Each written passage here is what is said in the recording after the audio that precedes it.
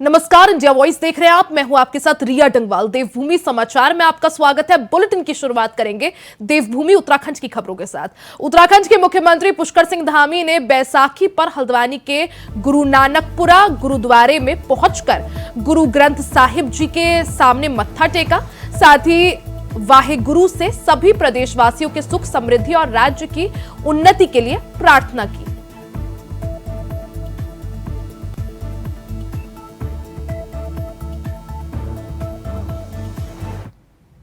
वहीं हल्द्वानी के MBPG college में आयोजित बीजेपी की विजय संकल्प रैली में उत्तर प्रदेश के मुख्यमंत्री योगी आदित्यनाथ पहुंचे। उन्होंने उनके साथ सीएम पुष्कर सिंह धामी भी मौजूद रहे। सीएम योगी और सीएम धामी ने एक विशाल जनसभा को संबोधित किया।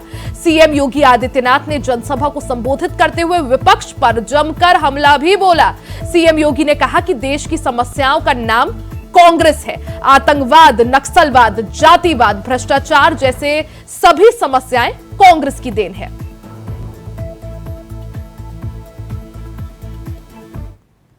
आज मेरा सौभाग्य है कि मुझे देवभूमि में आने का अवसर प्राप्त हुआ है। और बहनों और भाइयों, यहां का तो कंकड़ कंकड़ में संकर है। यहां का तो हर स्थल अपने आप में पवित्रता के भाव से भरा पड़ा है।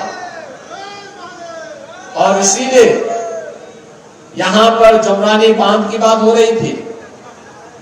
मुझे याद है जब माननीय श्री धामी जी यहां के मुख्यमंत्री बने, उन्होंने मुझे बताया कि ये समस्याएं हैं। मैंने कहा एक दिन आप आ जाइए, और आए। मैंने कहा जितनी समस्याएं उत्तराखंड और उत्तर प्रदेश की वर्षों से चली आ रही हैं, इन सब का एक झटके में समाधान निकाल दो। और उसी समय सारी समस्याओं का समाधान हो गया।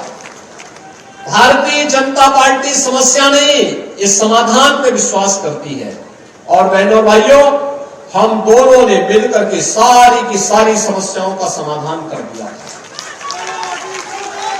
इस समस्या का नाम तो कांग्रेस है, जिसने जीवन भर देश को समस्या दी। कि देश के विभाजन की त्रासदी हो, आतंकवाद की समस्या हो, नक्सलवाद की समस्या हो, जातिवाद की समस्या हो, भ्रष्टाचार की समस्या हो, अलगाववाद की समस्या हो, ये सभी समस्याएं कांग्रेस की देन है। और कांग्रेस ने इतनी समस्याएं दे दी कि उसके समाधान के लिए देश को मोदी जी जैसा यशस्वी नेतृत्व मिला। और 10 वर्ष में हम सब ने बदलते हुए भारत को देखा है। 2017 से पहले जब आदरणीय योगी जी उत्तर प्रदेश के मुख्यमंत्री नहीं थे, उससे पहले उत्तर प्रदेश को एक बीमारू राज्य के रूप में जाना जाता था। लेकिन आज योगी जी के नेतृत्व में उत्तर प्रदेश उत्तम प्रदेश और उत्कृष्ट प्रदेश बन गया है। भाइयों बहनों, डबल इंजन की सरकार ने आज उत्तर प्रदेश की पूरी तस्वीर बदल कर रख दी है। यूपी में अपराध पर अंकुश लगा है। अभी ग्लोबल इन्वेस्टर का जो बूम आ रहा है, तेजी से आज देश दुनिया के लोग वहां निवेश कर रहे हैं। एक अलग प्रकार का वातावरण उत्तर प्रदेश में निर्मित हुआ है।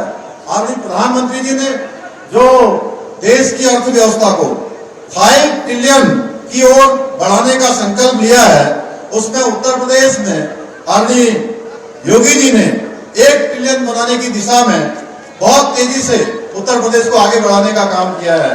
भाइयों बहनों, हम सभी के आराध्य देव भगवान रामलला, हम सब जानते हैं अयोध्या में इस बार रामनवमी का पर्व अपने महल के अंदर मनाने वाले हैं। और मैं बहुत पहले, मैं लखनऊ में पढ़ता था, मैं जब अयोध्या गया था तब मैंने देखा कि रामलला टेंट में है और मुझे बहुत दुख हुआ था भाइयों बहनों।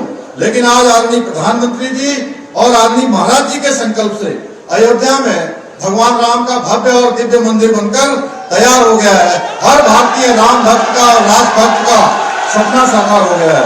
इसी प्रकार से काशी विश्वनाथ पहले अगर आप कभी गए हो तो आपने देखा था कितना सकरा एक छोटा सा रास्ता हुआ करता था।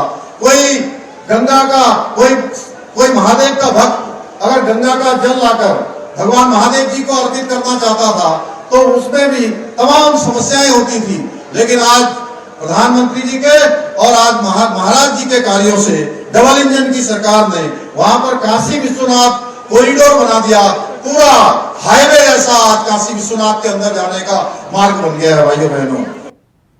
तो आज मंच से मुख्यमंत्री योगी आदित्यनाथ ने हुंकार भरी। आपको बड़ी बातें बता दें सीएम योगी की, उत्तराखंड देवभूमि के कंकड़ कंकड़ में शंकर है।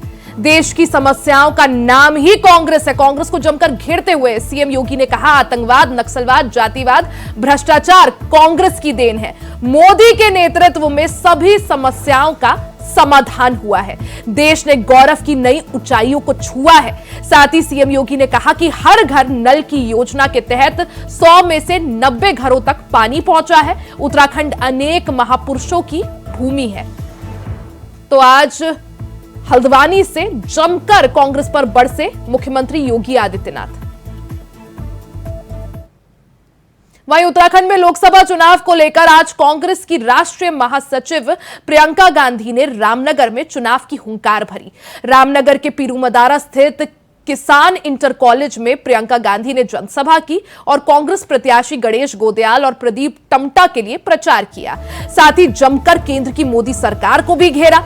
जनता को 10 सालों का इतिहास गिनाते हुए उन्होंने कहा कि केंद्र सरकार और पीएम मोदी ने केवल जनता को ठगने का काम किया है। उन्होंने कहा कि केंद्र सरकार लगातार कांग्रेस के खिलाफ दुष्प्रचार करने के साथ ही गांधी परिवार को गाली देने का काम कर रही है। वहीं उत्तराखंड में आई आपदा, बेरोजगारी, भ्रष्टाचार, पलायन जैसे मुद्दों के साथ ही अंकिता भंडारी हत्याकांड और देश में अग्निवीर योजना को लेकर भी प्रियंका गांधी ने कई सवाल खड़े करे।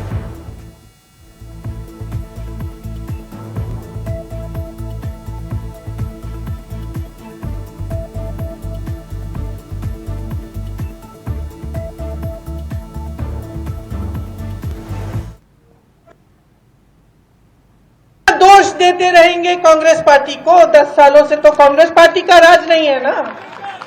10 सालों से इन्हीं की पूर्ण सत्ता है, पूर्ण बहुमत रही है। कहते हैं 400 पार और बहुमत चाहते हैं और सत्ता चाहते हैं। 10 सालों में इन्होंने क्या किया है? कहते हैं 75 सालों में कुछ नहीं हुआ। अगर कुछ नहीं हुआ होता तो यहां उत्तराखंड का इतना हुनर कहां से आया? IIT, IIM पूरे देश भर में कहां से आए? एम्स कहां से आए? ये जो चंद्रयान चंद्रमा पे जाता है, इसका सारा रिसर्च, ये सब जब अगर पंडित नेहरू जी ने 1950 के बाद नहीं लगाया होता तो ये हो सकता था, ये मुमकिन होता आज। तो सच्चाई क्या है? आज इतनी महंगाई है, मेरी बहनें बैठी हैं, आपके सामने कहते हैं कि सिलेंडर का दाम घटाएंगे। अरे पिछले इतने सालों से 1200 तो था ना, था कि नहीं था? किसका राज था? बीजेपी का था?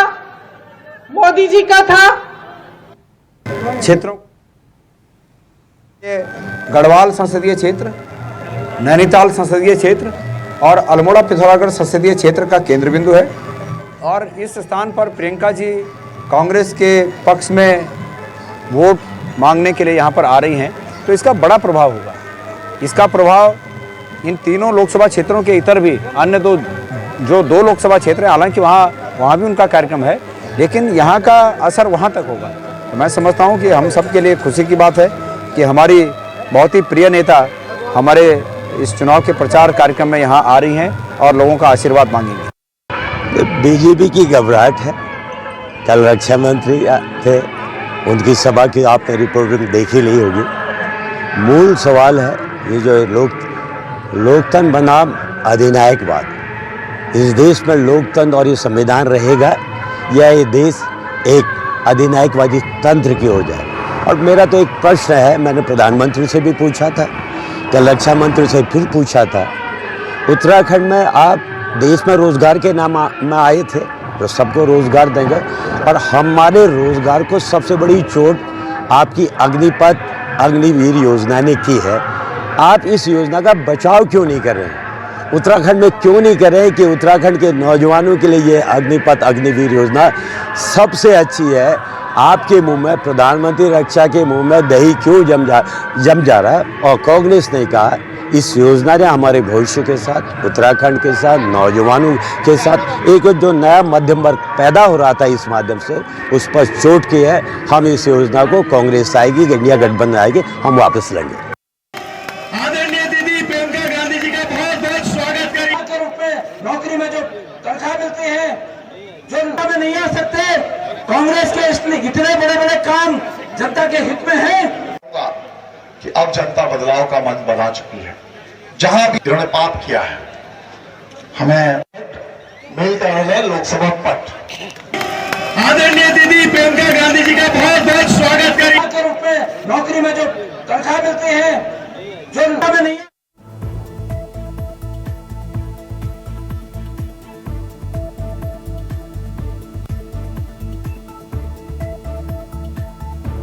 तस्वीरें आपको दिखा रहे हैं। आज उत्तराखंड के रामनगर में जमकर बीजेपी पर बरसती हुई दिखाई दी प्रियंका गांधी वाड्रा।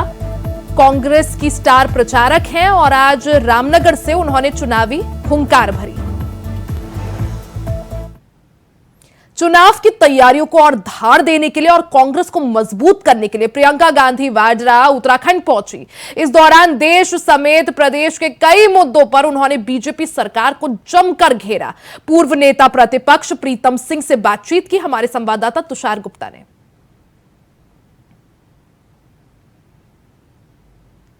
नेता प्रतिपक्ष प्रीतम सिंह सर किस तरह से देखते हैं आज प्रियंका गांधी जी आई, कितनी मजबूती दी होगी आज अगर बात की जाए? प्रियंका जी आई और उनके ओजस्वी विचारों को आपने भी सुना, हमने भी सुना और तमाम उत्तराखंड के लोगों ने सुना। मैं समझता हूं कि जो बातें उन्होंने कही हैं वो कटु सत्य है और आमजन उनके भाषण से प्रेरणा लेकर के 19 अप्रैल को जो है कांग्रेस को जिताने का काम करें। क्या लगता है सर, घोषणा पत्र कितना मजबूत है कांग्रेस का? क्योंकि भाजपा का तो अभी फिलहाल नहीं आया है, मोदी की गारंटी चल रही है। देखिए, मोदी जी हर चुनाव में कोई ना कोई जुमला छोड़ने का काम करते हैं। 2014 में जुमलेबाजी की, 2019 में जुमलाबाजी की, अब 2024 में भी मोदी की गारंटी का नाम पर जुमला है।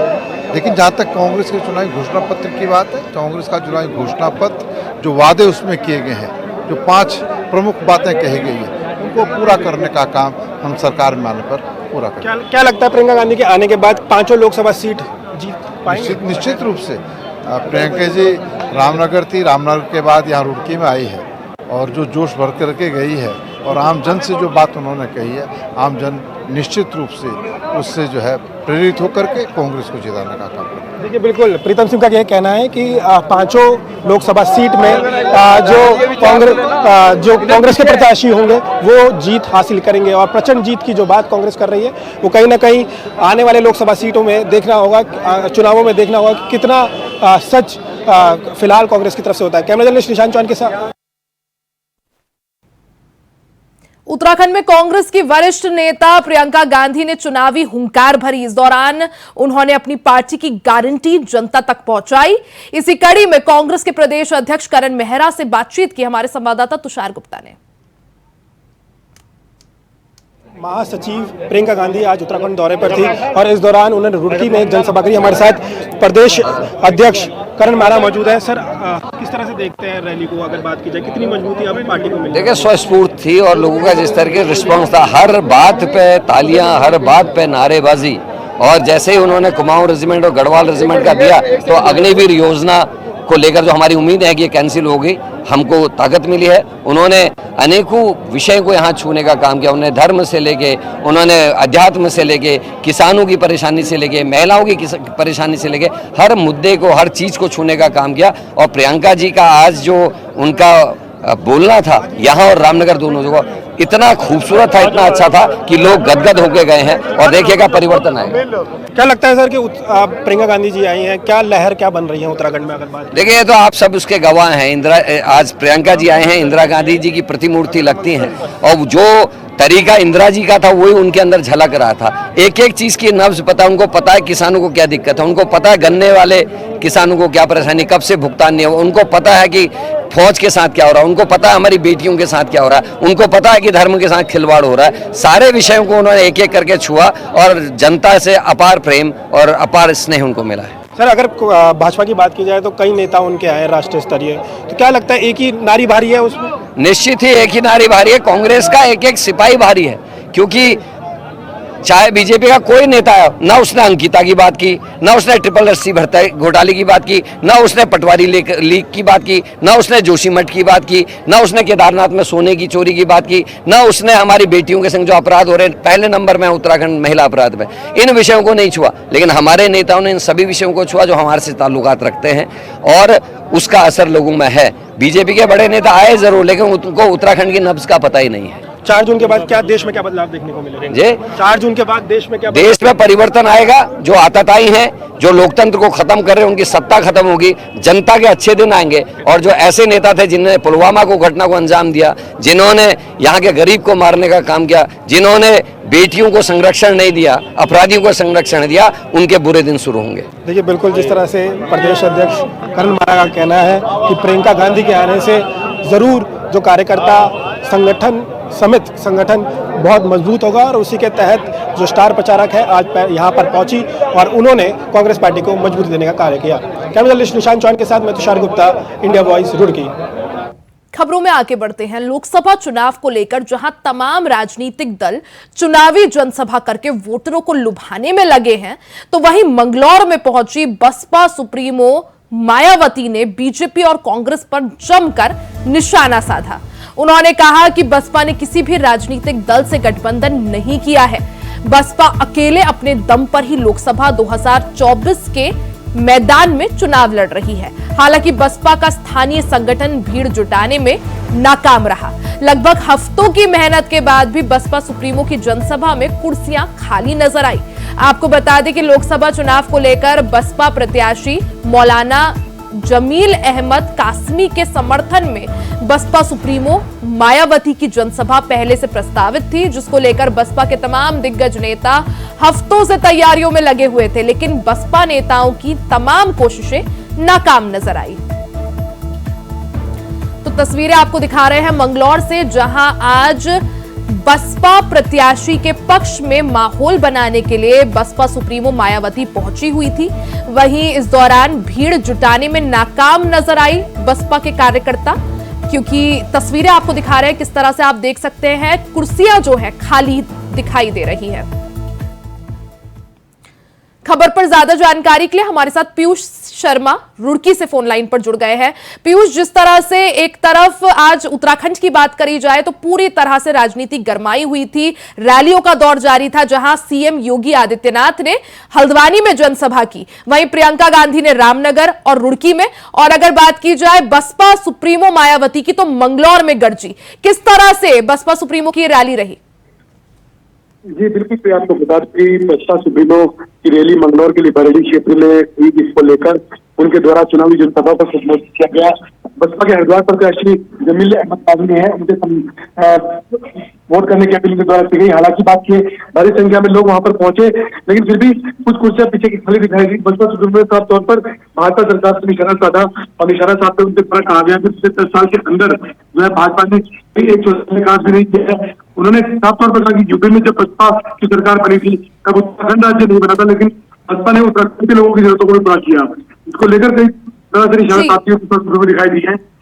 जिस तरह से मायावती की इस रैली को भव्य बनाने के लिए कार्यकर्ताओं ने काफी लंबे हफ्तों तक हम बोले कि मेहनत करी, लेकिन वो मेहनत फील्ड पर नजर नहीं आई, जमीन पर नजर नहीं आई, क्योंकि जो कुर्सियां हैं वो खाली दिख रही हैं। जी बिल्कुल, कहीं ना कहीं बात की जाए, इस बात को लेकर लंबे समय से मेहनत की जा रही थी और बसपा सुप्रीमो का जो दौरा था वो पहले से तय था। लेकिन बात की जाए आसपास के जितने विधायक हैं, जितने भी कार्यकर्ता हैं, उनकी मेहनत की पूरी तरह सफल नहीं दिखाई दी, क्योंकि पीछे की कुर्सियां काफी हद तक इसमें खाली दिखाई दी है। इसको लेकर अन्य जो भी कार्यकर्ता थे, कुछ कार्यकर्ता बाहर सड़क पर भी घूमते हुए नजर आए हैं और संबोधन सुनने में भी खास रुचि देखते हुए नहीं मिली है। इसको लेकर कहा जा सकता है कि रैली पूरी तरह सफल नहीं, लेकिन मायावती के द्वारा साफ तौर पर निशाना साधते हुए कहा गया कि द्वारा अपील की गई कि जन समर्थन करते हुए कि इसके बसपा के समर्थन में प्रोत्साहन किया जाए। जी प्रिंस, वैसे अगर बात की जाए उत्तराखंड की जो राजनीति रही है वो ज्यादातर दो ही पार्टियों के द्वारा चली है या ज्यादातर उनमें केंद्रित रही है, या तो भारतीय जनता पार्टी या फिर कांग्रेस। यहां पर एक कोशिश टक्कर देने की बहुजन समाज पार्टी करती हुई दिखाई दे रही है। आज मायावती जो बसपा सुप्रीमो है वो उत्तराखंड पहुंची हुई थी रैली की, लेकिन अगर बात की जाए ग्राउंड में उसका कितना असर देखने को मिल रहा है? जी बिल्कुल, कहीं ना कहीं बात करें बसपा सुप्रीमो की, उत्तराखंड में आज पहली रैली थी जो रुड़की क्षेत्र में थी। बात की जाए ग्राउंड रिपोर्ट, जो कि ग्राउंड प्रियंका गांधी की जो रैली थी रुड़की में, कांग्रेस की रैली थी, जिसको लेकर खासा वहां पर जोश देखने को मिला, हजारों की संख्या में वहां पर लोग उमड़े। लेकिन मायावती की रैली में इतने लोग देखने को नहीं मिले, जिसको लेकर कहीं ना कहीं कार्यकर्ताओं में भी निराशा देखने को मिली है। साफ तौर पर मायावती भी पूरे जोश में नहीं दिखाई दे पाई है। तो देखने वाली बात यही होगी कि उत्तराखंड में किस तरह की सीट बसपा निकाल पाती है। जी बिल्कुल प्रिंस, तो कोशिश पूरी की गई। बसपा सुप्रीमो मायावती ने आज उत्तराखंड में अपनी पहली रैली की, मंगलौर से चुनावी हुंकार भरी। हालांकि भीड़ थोड़ी कम देखने को मिली। बहुत बहुत शुक्रिया आपका प्रिंस तमाम जानकारी के लिए।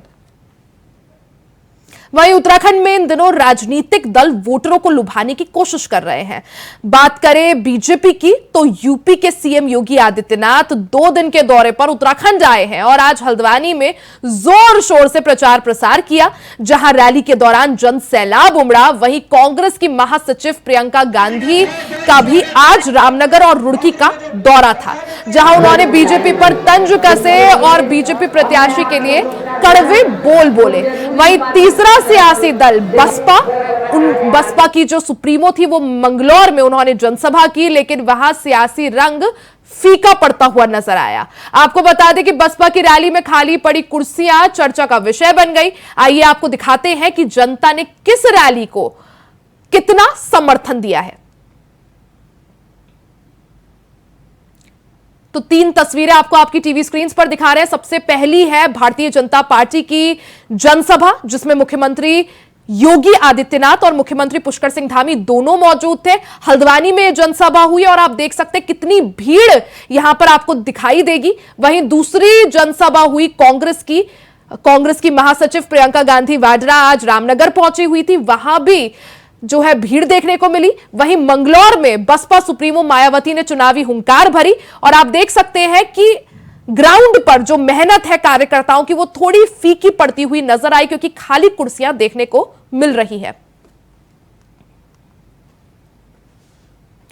खबर पौड़ी से है, जहां उत्तर प्रदेश के मुख्यमंत्री योगी आदित्यनाथ की कल श्रीनगर में विशाल जनसभा होनी है, जिसको लेकर गढ़वाल संसदीय सीट से बीजेपी प्रत्याशी अनिल बलूनी बेहद उत्साहित नजर आ रहे हैं। सीएम योगी की जनसभा एनआईटी मैदान में होनी है, जिसका स्थलीय निरीक्षण भी अनिल बलूनी कर चुके हैं। अनिल बलूनी ने बताया कि योगी आदित्यनाथ की जनसभा का वो ही नहीं बल्कि सारे बीजेपी कार्यकर्ता बेसब्री से इंतजार कर रहे हैं और उनको सुनने के लिए बेताब है।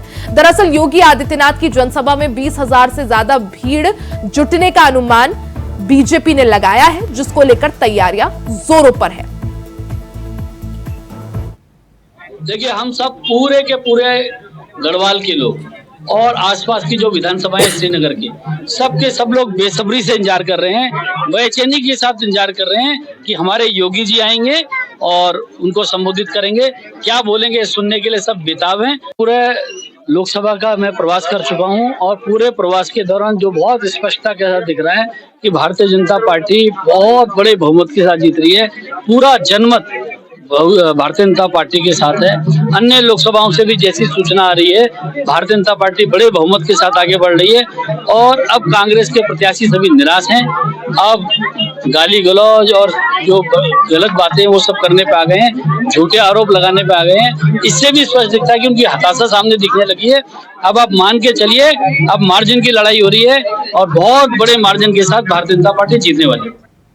खबर रुड़की से है। चुनाव करीब आते ही सभी दलों के नेता सक्रिय हो चुके हैं। इसी कड़ी में हरिद्वार लोकसभा सीट से प्रत्याशी त्रिवेंद्र सिंह रावत ने मंगलौर विधानसभा से अपना रोड शो कर अपने लिए वोट मांगने का काम किया। आपको बता दें कि लोकसभा प्रत्याशी का हर गांव में जोरदार स्वागत किया गया, जिसको लेकर उन्होंने जनता का आभार भी जताया और कहा कि उन्हें पूरी आशा है कि इस बार जनता उन्हें इस लोकसभा क्षेत्र से सांसद बनाकर ही भेजने का काम करेगी।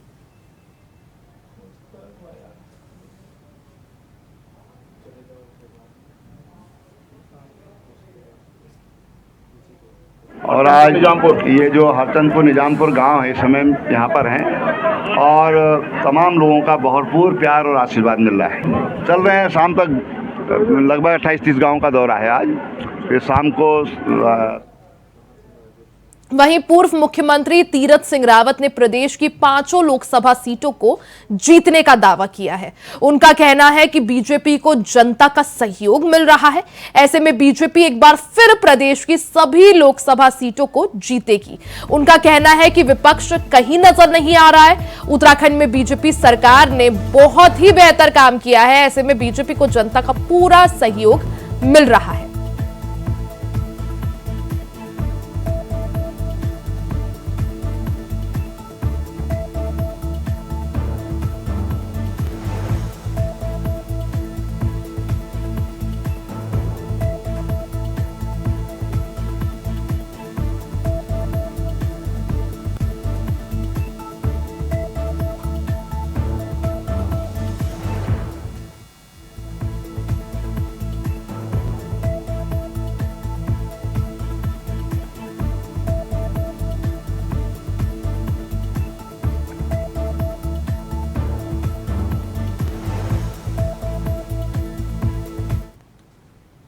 इसी के साथ देवभूमि समाचार में फिलहाल के लिए सिर्फ इतना ही। खबरों का सिलसिला जारी रहेगा, बने रहे हमारे साथ। नमस्कार।